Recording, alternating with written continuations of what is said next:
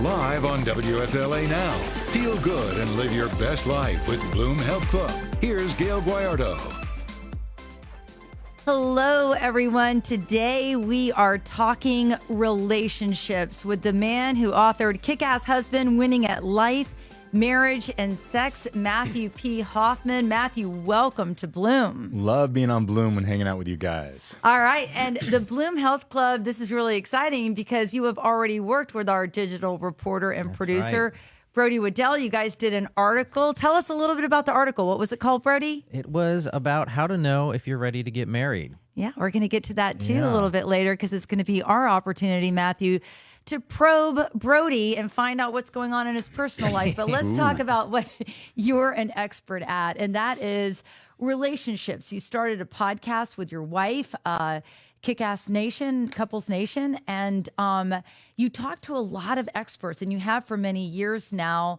And today we're just talking about, how our relationships can either make us or break us, both physically and mentally. Yeah, it's the light. A great relationship is the center of. We have this concept, Gayle, called relationship spillover, and that's when your relationship has so much good stuff going on in it that it spills over into every other area of your life, your career, your community, and that's where everybody really wants to be. I want to talk about winning at life, marriage, and sex because Matthew, who's been an expert on Bloom, which is our show headquartered in Tampa, Florida, syndicated. This is the Bloom Health Club. We talk about relationships and pillars in relationships. So, I think it's something that we're all striving for, just to see it last. Yeah, we don't just do this because it's something we have to do, right, Gayle? Hopefully it's something that we want to do. And I think that people, when they say I do at marriage, they say all the things that we're going to do and that we're going to make it work. But then nobody ever talks about how are we going to get there? Yeah. And then, Brody, I know that, you are much younger than Matthew and myself. We don't need to get into details of just how much younger you are, but you're younger and you kind of bring a fresh perspective to this. Do you have questions from your vantage point? In terms of the marriage or just relationships in general? Relationships or either or. Yeah, I have a lot of questions, man. You would probably have an aneurysm to hear about my dating life. I do absolutely everything wrong.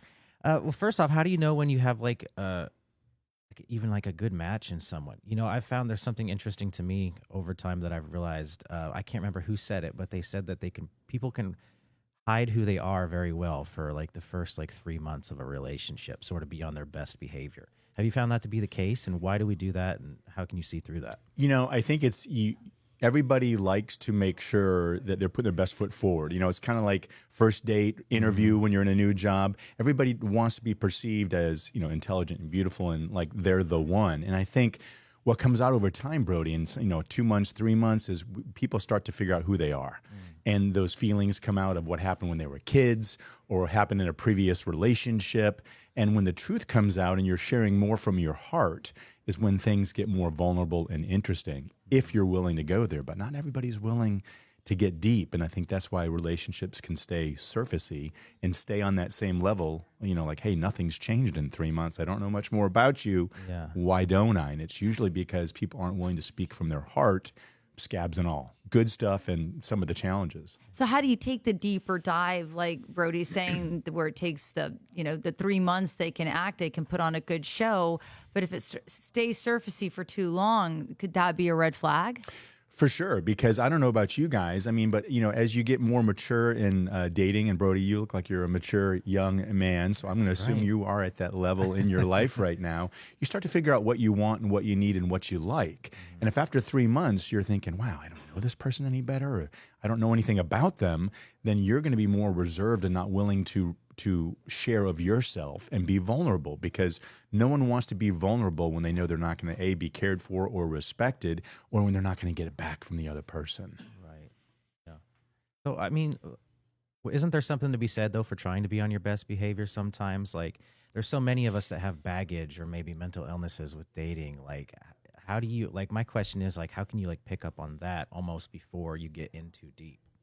So I think one of the things I talk to a lot of couples about is how do they treat others in the small things? Like you're in the grocery checkout line. How do they treat the person that's ringing them up? How do they treat the person that brought the car or the server? If you're seeing kindness and understanding and gentleness and concern, when the person you're with is genuinely concerned of the well-being of people in general, and you see that respect, you know, I say yes, sir, for example, to someone that's 30 years younger than I am. Not because I have to, but because I think it's the right thing to do. And all those little things are kind of telltales about how they're going to respond to me. And so it's like, you know, faithful over the small things, right? You're faithful over the big things. And so the red flag, I think, is when you're not seeing those things demonstrated that maybe you take for granted or you expect. That's a huge red flag. Matthew, what made you decide to write the book? Because I remember when I first heard about it a few years ago, Kickass Husband, I was like, that's a catchy name. I know your wife helped you come up with it, but why did you guys decide to get into this? You know, she did come up with it. I had some ideas. So I'm in an accountability group, Gayle, and it's called Kaizen. And Kaizen is the Japanese word for continuous improvement. We get together once a month for half of a day, and we go deep on business, on spiritual, on faith, and personal things. And I would talk about what I was doing in my relationship or telling them they were having issues with girlfriends or spouses. And I would give them, and they go, man, nobody knows or does what you do. You ought to write a book. When your friends tell you how to write a book, you're like, yeah, I don't think so. But that happened for a long enough time, so I just started taking notes. And then I wrote the book, and it had a totally different name, The Husband Quotient. And my wife's like, what the heck is that? What does that mean? What's a quotient? She goes, you don't want to be a quotient. She said, you want to be kick-ass. And I went, wow. Yeah, that's what I'm talking about. Yeah, and I go, what do you think I am? And she said, absolutely you are. I wouldn't be with you if you weren't. And so that's kind of how the book got birthed. And I finished the chapters and brought my co-author, Chris Cambus, in. And we had a lot of fun doing it. It's a lot of work, but I enjoyed it.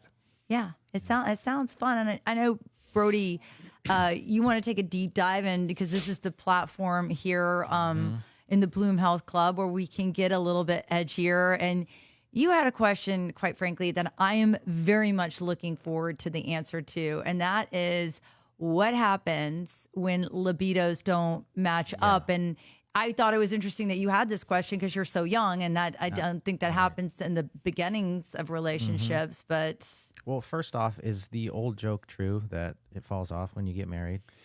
So I wouldn't say when you get married necessarily, but I would say as we age, our bodies change, and you can get help and try to keep things. Taking care of yourself is huge, and so it changes. But I'll be open and honest with you. My wife and I didn't have an open conversation about sex, our sex life, and our desires until we were way into our marriage, and that was a problem. And so that was something I didn't know. That, hey, this is stuff you talk about. You have to say, this is what I like. This is what I don't like. This is what's important to me. What's frequency, right? And men usually certainly want to be a lot more active than women. That's the belief, not necessarily reality. But everybody's different. So it's kind of, a lot to one may not be a lot to the other. So I think you got to have those conversations, as awkward as they sound, until they're not awkward anymore. Right. Whose job is it to bridge that gap and really take command in the sex life? So, for example, in a lot of my relationships, I've found that the onus has almost always been 100%. And this might be different with, obviously generalizing. It's been 100% on me to lead and figure that out. And in most of my relationships, they're like, here it is, figure it out. I'm not going to tell you what to do, but you need to figure it out for what I like and what will work. So it's interesting. So I'm not going to answer your question with a question, but I'm going to say, to me, leadership is about willing to model how something should happen. It's not doing it, and it's not a command and control idea of leadership, right? It's, I'm going to show you what to do by doing it the right way. And so for you to lead in your relationship relative to the physical intimacy side is to have the conversation and say, you know what? I want to know, what do you like?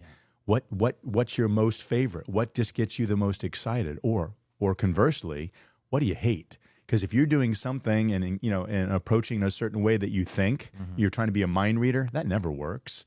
But don't you want to know from the horse's mouth, have them go, wow, I really appreciate it when. I love it when you. And then you can say, you know what? I'm going to share with you. This is what's important to me. This is what I need to feel loved, cherished, fulfilled, turned on, whatever it might be. And those conversations are easy to have when you have a foundation, or what I call a safety net of commitment. When there's no commitment, having a conversation like that is going to be scary as heck.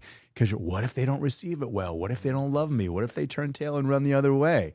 But when you have commitment in a relationship, you can have those conversations because you're not worried they're going to turn and run or walk or cut you off at the knees for feeling a certain way. Right.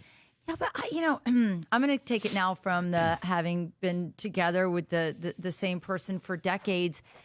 Sometimes you can have those conversations until you're blue in the face, and they really don't. It doesn't really change anything. Like, I feel like, a relationship does start off with all of these like firecrackers and all these different things, and it's all so exciting. But to your point, as you age and people change, it could easily land in a place where one person's just, this is fine, this is great, this is a great relationship, where the other person still has drive. So sometimes that conversation how do you make it not an insulting conversation, I guess is what I'm trying to ask. Yeah, that's a good question. And it's really, Gayle, it comes down to needs. Because if you love somebody, you want their needs to be met. Because if it's just, hey, WIIFM, what's in it for me, man? I need, you've got to do for me. When it's always one-sided, that gets old real quick. And even though, to answer Gayle's question, when one person's happy and the other one may not be, or maybe not as fulfilled, you can say, I need to tell you, this is what I need. So if you communicate your needs to your partner and they're not willing to fulfill them, that's not love. That's not commitment, or it's being lazy and saying, well, you know what, you get what you get and you're going to have to just accept it. Yeah. Think about that. I mean, and it's funny, if your partner came to you and said, I've got real financial concerns, Gayle, and oh my gosh, do we have enough money? Are we going to go broke? Are we going to make it? And if you responded to them and said, you know what, deal with it, figure it out, you get what you get, I'm taking care of it, you don't trust me, that's too bad. It sounds horrible when you say that. Right. So when you come to your partner with the needs and go, this is what I need to feel sexy and to feel attracted and wanted, it's no different. You wouldn't go to them and say, I'm not going to have open disclosure with you. I'm not going to share with you how I feel, or forget it. You're going to have to just figure it out. It sounds terrible, right? So you have to have that consistency about attraction, about sex, about intimacy. And on the topic of intimacy, Brody, it is... women and men look at it very differently. Men are like experience. I want to, what am I doing? What am I feeling? And action in the moment. And a woman is, I got to be emotionally intimate first before I want to be physically intimate. And so that's kind of the rub. The guys are like, foreplay, what's that? Let's go. I'm ready now. And women are like, wait a minute, you haven't even told me you love me today. And do you feel that is the case with today's modern woman? Yeah, definitely. Obviously different strokes for different folks, and I can only generalize so much, but like, it seems to me, yes, you talk about that, but it seems like you're asking for an awful lot of emotional and empathetic intelligence on your own part to even know what it is that we want and what really does it for us. So for like couples or people that really struggle to communicate really openly about that, how do you like bridge that gap? Not beyond just like being shy about it. Sure. Well, there's something that, we talked about Gottman a lot. And the Gottman, that name, if you all know, they're John Gottman and Julia's wife. They're kind of the godfather and godmother of relationship therapy. And they do training and great resources. And there's something called the soft startup, right? Like, hey, I want to talk to my wife, my partner, my spouse, or whoever I'm dating about something that's sensitive. So you got to make sure, I can't just open the door and go, we're going to talk about our intimate life right now, right? And I'm catching her. Okay, good. I know. Okay, so now you're talking. So it's the soft start. Yeah, you got to, in other words, if it's it doesn't have to be marriage, but Brody, if you're approaching that woman and saying, you know what, I've been thinking about some stuff lately, and I love to have when would be a great time for us to kind of have a more serious conversation, or da-da-da-da-da. And they may say, right now, and then, okay. Or you want to make sure all your physiological needs are met. Are they hungry? Are they angry? Are they lonely? Are they tired? If any need's not being met, to have a serious conversation, you're focused on your need, not on the topic. So timing is huge. And the soft startup is, hey, I'd love to have some time, just the two of us, to talk about a few things. When would that be best for you? Right? So you're setting, and then they're going to go, well, what do you want to talk about, or what? Right? Yeah. So, and you're kind of wading into it, right? You don't jump in the freezing ice water all at once unless you want a big shock. but if you work your way into it, it's a lot easier to take. Yeah, I'm still one of these people that listens to terrestrial radio, and I don't just, stream my music. I love to listen to the morning shows. And I was listening to a lot of people calling in or texting in, and I think that people buy into complacency, like they're okay with this is just good enough. Like I was shocked at the number of people that phoned in. It was Owen the Freak Show that I was listening to that phoned in or texted in, and they were just okay with well, we're married now. Like we're kind of like roommates now. And it was a lot. It was more common than the people calling up wanting to do something to fix the relationship. And so why do you think people throw in the towel? And they're like, can you ever get it back once you've gotten into that mind frame of like, meh, oh, we used to have sex and now we don't. I mean, can you ever make a U-turn and go back in the other direction? Absolutely, Gayle. It is never too late. And it's never too late when both partners desire to have it, right? And think about an aircraft carrier, right? If you're on an aircraft carrier and you're going 10 knots in one direction, and you want to turn around and go the opposite way, it's going to take a long time to get there. You can start turning, but it's going to take a while before you see that ship start to turn. It's no different in relationships. And I think we become comfortable, and you said the word complacent. We're happy with good enough, right? And I say this all the time, but I swear it's true. I never thought my relationship with my wife could be as good as it is. Like it's better than I thought it would be. And the only reason it's there is because we are both committed and constantly trying to make it better. We screw up. We get angry, we ask for grace, and we have to forgive each other all the time. Those things happen, but it's that constant. We're trying to make it new. It's not, it's Tuesday night and we're in the bedroom, so we know what that means. It's that nobody wants that. That's kind of like but spontaneity. And, when you're used to something, being spontaneous is hard because you're working all day, or you came home, or the kids are driving you nuts, or something went wrong at work, or your own family, you're dealing with parental issues and family of origin stuff.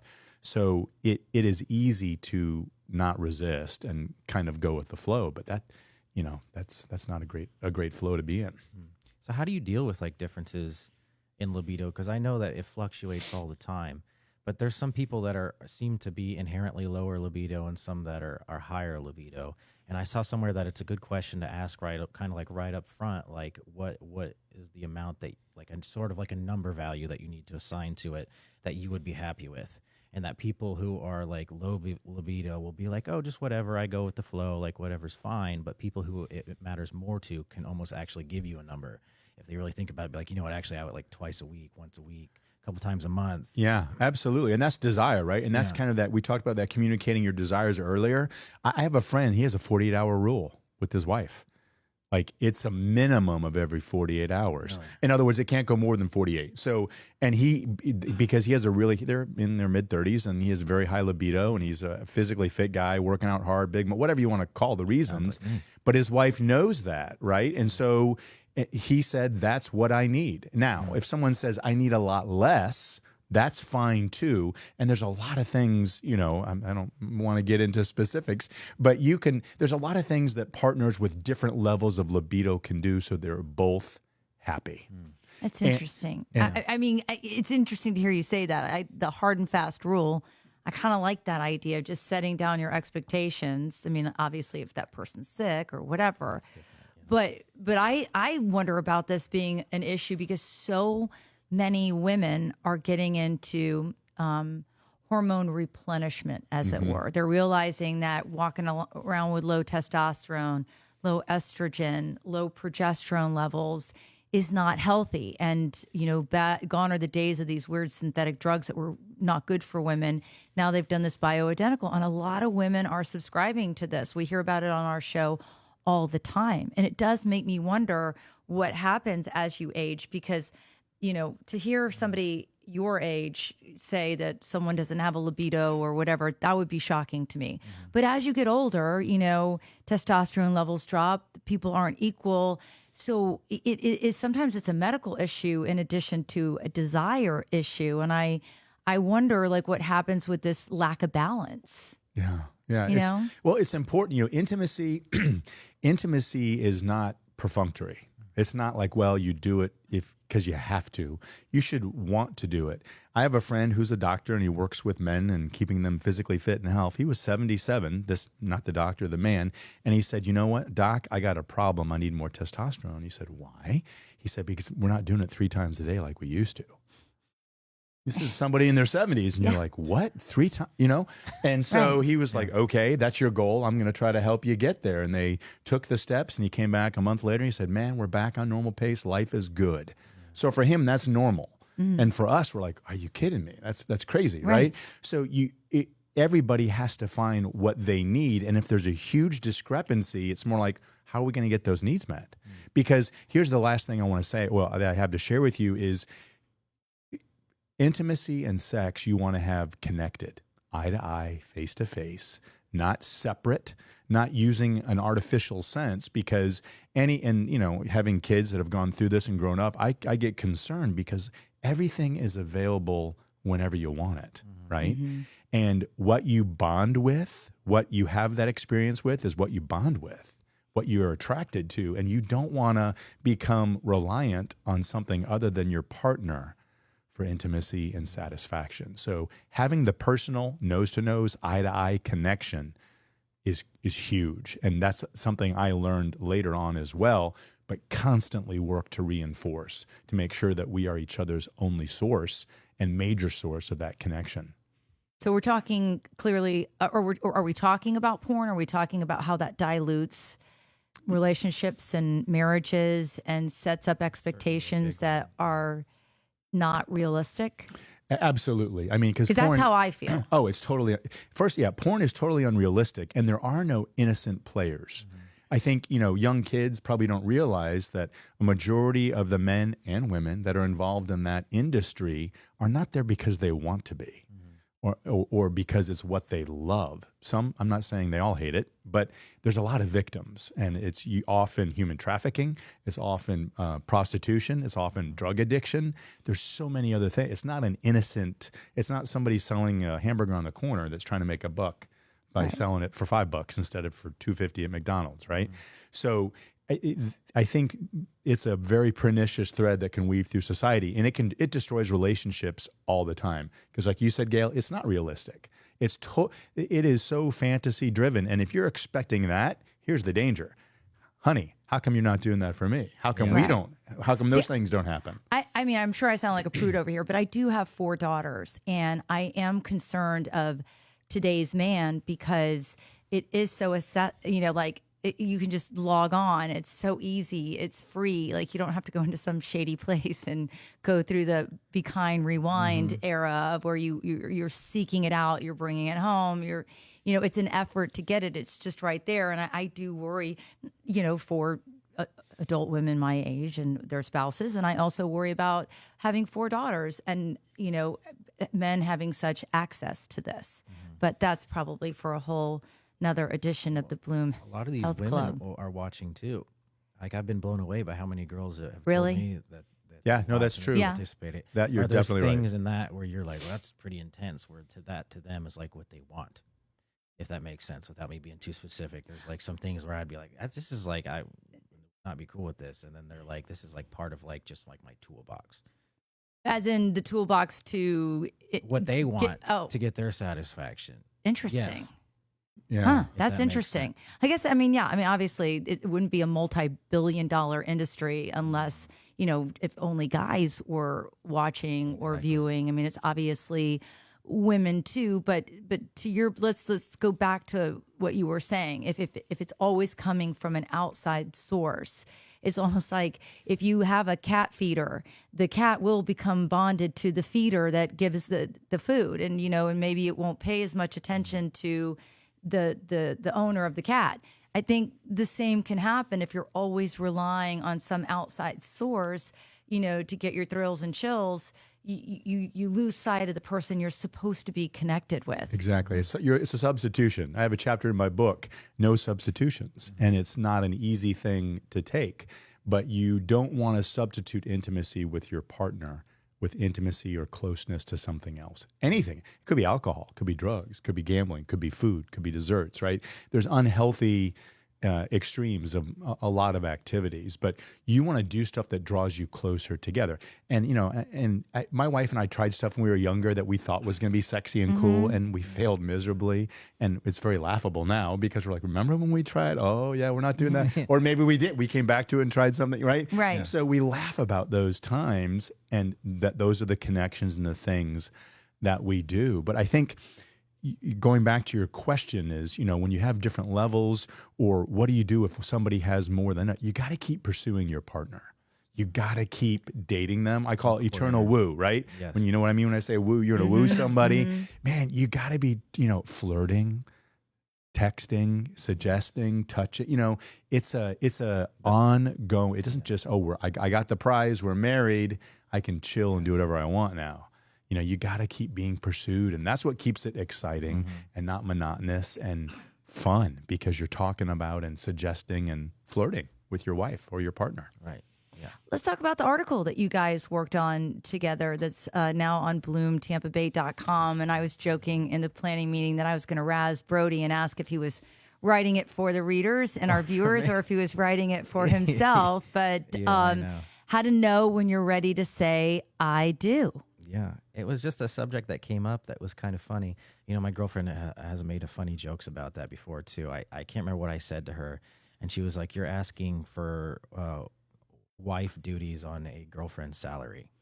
And I thought that was the funniest thing that she said. But yeah, like, just because some of my friends that have been together forever and they don't seem to get married, or just like in my own life, yeah, like I wanted to know like what some of the signs were of like going beyond. And also, it was interesting to me because I have like a lot of very successful friends, and like it seems like there's an extra layer of danger around marriage when you are a successful person like that. So like I wanted to really dive into sort of the red flags, the good reasons to get married, and the bad reasons to get married. So I'd love to hear you speak on that, because Sure. I feel like that's the elephant in the room, and it does change things. You mean if you're rich? Yeah. Like what if about a you're rich, prenup or a if you're postnup not- or something with a nump? Or still, I feel like it just changes the whole dynamic, because I've seen some of my friends who are very successful, wealthy, good looking, network, lots of friends, and then the type of people that come into their life almost seem to have Ulterior motives? and not that I value any one thing over, I can't be the one who assigns value, but it's almost like they have nothing but their presence and their body to offer, if that makes sense. Right. In other words, yeah, it seems like they're trying to get into a great situation. Men and women. Men I've seen and on women. both sides, and Yeah. both sexualities, not just straight relationships, but gay relationships as well. Sure. And I think, well, and so a lot of that, you said nothing but their body. So if you think of body and physicality, if that's the sense or the tenor of a relationship, it's like, man, we have great sex. Okay, well, you can have great sex really with anybody. I mean, you can if you invest it, but what turns good to great in intimacy is when you're connected, is when you relate on deeper levels. It's like, do you want to have one level, one layer? Or do you want to have 7, 8, and 9? Right? It's because when you're so connected with somebody and feeling and sensing and emotional, man, you can have some incredible fireworks. But I think your question was more about, how do you know if someone's a gold digger, or how to, like, they're here for the party and the good stuff, but there's not much after that. And I think, a lot of that, Brody, comes down to what are people wanting and looking for, and why are, what's the motive, right? Right. What's the motive? And, Gayle said the prenup word. I used to have really negative feelings about that, but it's almost like you've got to have pretty full disclosure in a relationship that's headed towards marriage. I got debt, I got credit, like it's a balance sheet conversation. It's like, here's all the things I have, here's all the things I don't have. I've seen it in relationships where one person comes and, there's a trust fund and, and they talk about it, obviously. And even the parents have said, you need to tell her or you need to tell him, that's yours. Yeah. It's not theirs. Right. And so you can have those conversations, but you need to be pretty transparent on all those levels. Yeah. So how do you feel about the saying, my money is my money and your money is our money? I think I'm much more comfortable with what's mine is mine, what's mine is ours, and what's yours is ours. And we make those decisions together, because my wife, before we got married, she said, I want to be at home with our kids. She said, if we can. She goes, if I cannot work full time, She did work early on, but she said, I think we both agreed it was important for one of us to be home. So just because I was the primary breadwinner doesn't mean I made all the decisions and call all the shots, because she was doing that work. I always said my wife works full-time in the home. And that is a Yeah. full-time job. And it's harder. It's harder. Yeah. It's easy to leave and get the break, and then you come home and she'd be like crying kid here. Yeah. Like I'm done. And if I said, hey, I've been working, it's time for me to relax. That wouldn't have flied very well. So on the money issue, there might be, family history and other things that are coming there, and you have to protect and do that. And, some people say you need a prenup and you don't. And I think it can work both ways. But when it's, I have my account, you have yours, you do what you want with your money, I do what with mine, that's almost like saying I can do a lot of things on my own in this relationship and I don't have to include you. So if you have division in the financial activities, you can have division in a lot of the other areas, and you're setting that up as normal. That's a hard thing to navigate. Right. On a similar note, what do you say to like age gap relationships? Apparently, I did an article. Tampa is one of the top cities in the U.S. for age gap relationships. Mm-hmm. And interestingly enough, How big is the age gap? I read the article, but I Yeah, can't remember if like you 10 put. plus years, 15. And oddly, women was- were the older ones. There was more women in this area that were doing it, because traditionally, obviously, you think of like a man with like a younger woman. Right. I believe is the thing. And I've had friends that do that, or I have it, and I say things to them too. And I wonder if you agree with this. And I'll say, like, if you want a young hot girlfriend or you want a younger hot boyfriend, there's just some stuff you got to deal with. Yeah, it is. Some of it's maturity and some of Yes. it's life stage and experience, for sure. And I have experience with that. My father's second wife is 23 years younger than him. Oh, nice. And he's a lot older now, and that discrepancy is huge, and it's difficult. Is it? I always wondered about It's that. really difficult, and they're struggling. I mean, they struggle because it's different life stages. Because he's in his 80s. He's going to turn 90 in March. Wow. Wow. And so she's 70. Yeah, 60, 60, 66, that's 67. Pretty significant difference there. Yeah, it is. So, and I have another family member where the husband is 10 years older. And my sister is, younger than her husband by 10, 11 years. So it can work. I think it depends on the maturity and of the people. I don't know what was the average bottom age line. gap. Like, was it 10 years? Did it work? I think it was like 10. Because my husband and I are, I'm 7.5 years older Yes. than my husband. I'm 7 years older than my girlfriend now. Yeah. My wife's 3 days older than me. Really? I still call her a cougar. Yeah. She didn't like that at all.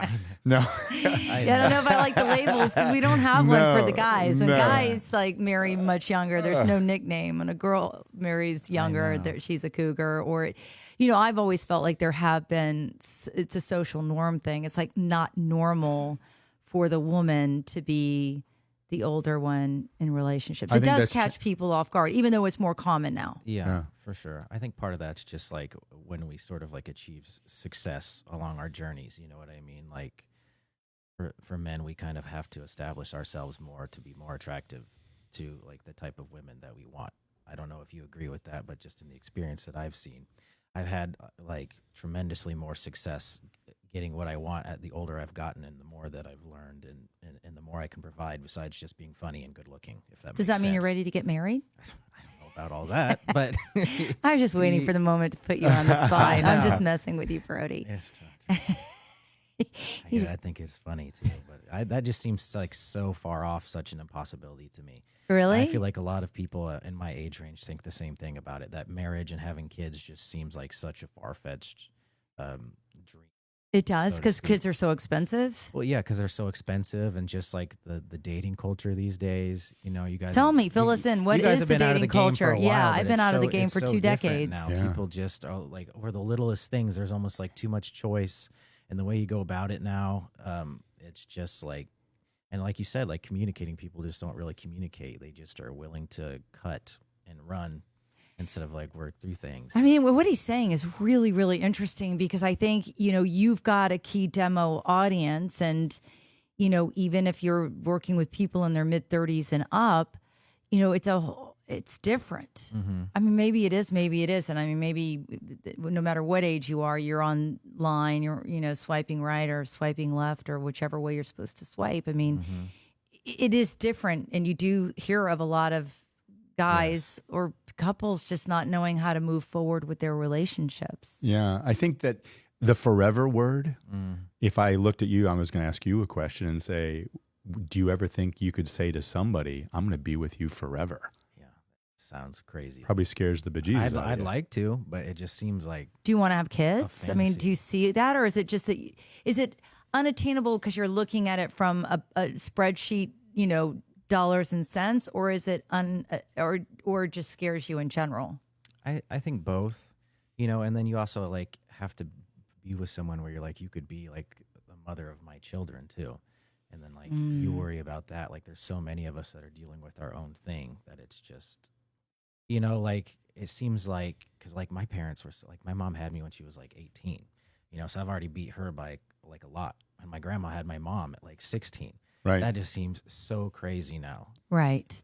It is. And they managed to do it. And I'm like, if I had that right now, there's no way I could do what they managed to pull off. Well, the truth is that you're never, and I think you and I talked about this a little bit in your article prep, there's never an age or a bank account balance where you go, oh, we're there, right? You could say we're going to get married when we have $50,000 in the bank, or we're going to have our first kid when I've been with this company for 7 years, right? You can do all those things and you'll get there, but you're not going to really feel any differently unless you've done other work to get prepared.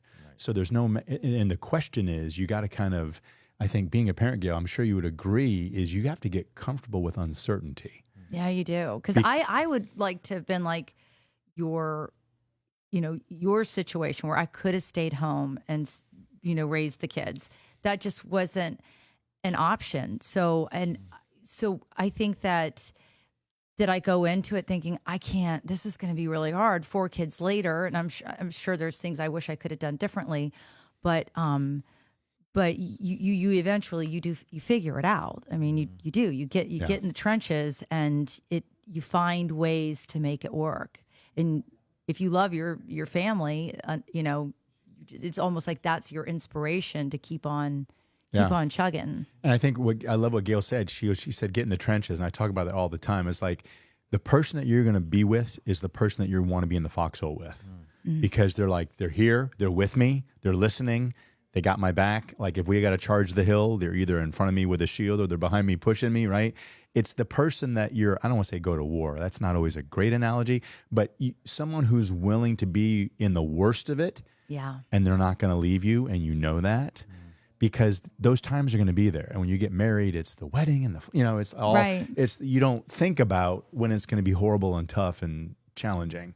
So, kind of understanding, can I count on this person to be there when things are horrible and I'll still feel good about them being next to me? Yeah. I met my husband, I think at the worst stage ever in my life. And I still get kind of choked up when I talk about this. He will always be the guy that will hold my hair if I'm so filled with anxiety that I'm like throwing up, or whether I'm flying on all cylinders. Like he's always been the guy in the trenches with me during the good times and the bad times. And not that I'm anything of a relationship expert, but I can tell you that knowing that from right out of the bat makes all the difference in the world, because he's always my guy. I mean, when you hear, I got a guy, I'm married to him. And, and that does make a big difference to know if someone's going to be standing there, because you don't always have rainbows and unicorns in a marriage. No, life is going to change. Circumstances are going to change,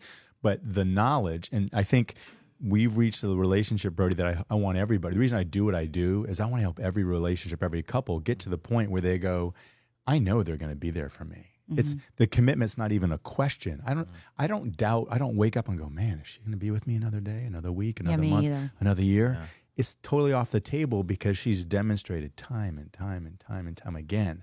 So that's a huge comfort and knowledge, and that gives me wings to try to do more what I want to do and to be, because she looked at me the other day. We were talking about something new we were trying to do. She goes, I don't care if it works or it doesn't work. She goes, I'm not going to love you any less. Right? And if we fail together and we'll figure it out, right? That's what you want to hear. And I'll swing this right on back. That is sexy. That's attractive. When someone is like, man, in your worst mistake, in your most horrible moment, they're looking at you saying, I am here and I love you more than I ever have. That's attractive. And that's like, wow, I've got somebody who is here and no matter what. I think that's a beautiful place to wrap up this conversation. I think we've touched on so much. It's been one of the most interesting Bloom Health Clubs, and we have incredible guests that come on this show. But Matthew, the Kickass husband, and your podcast, Kickass Couples Nation, thank you so much for joining us. My pleasure. Love talking to you guys. It was great having you. You can find this podcast anywhere you listen to podcasts. And for more content like this, bloomtampabay.com. Thank you, everybody.